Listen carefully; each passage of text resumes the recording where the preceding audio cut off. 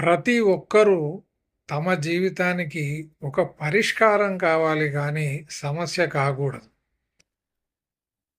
ప్రతి ఒక్కరూ తమ జీవితానికి సమాధానం కావాలి గాని ప్రశ్న కాకూడదు. మీ జీవితానికి మీరు సమాధానమై, అలాగే ఒక పరిష్కారమై జీవించినప్పుడు ఎలాంటి సమస్యనైనా మీరు పరిష్కరించుకోగలరు. ఇది చాలా కఠినమైనటువంటి సమస్య, నా చేతుల్లో ఏముంది అని మీరు చేతులెత్తేశారనుకోండి, ఇక ప్రపంచంలోని అందరూ రంగంలోకి దిగుతారు మీ సమస్యను పరిష్కరిస్తామని. యాక్టర్లు, డాక్టర్లు, మంత్రగాళ్ళు, తంత్రగాళ్ళు, బాబాలు, గురూజీలు, దారాలు కట్టేవాళ్ళు, ఉంగరాలు ఇచ్చేవాళ్ళు, తాయెత్తలు కట్టేవాళ్ళు, జ్యోతిష్కులు, వీరు వారేమిటి, అందరూ మీ జీవితంలోకి ప్రవేశిస్తారు.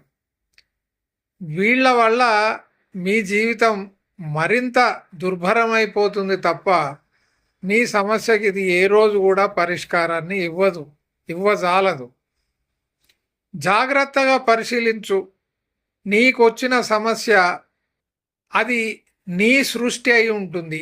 ఆ సమస్యకి పూర్తి బాధ్యత నీవే వహించాల్సి ఉంటుంది.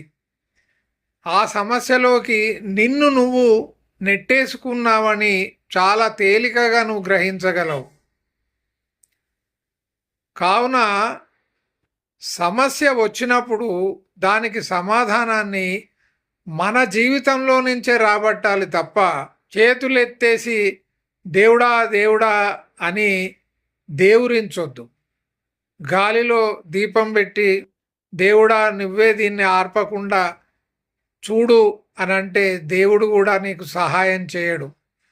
నీ జీవితానికి నీవే రక్ష.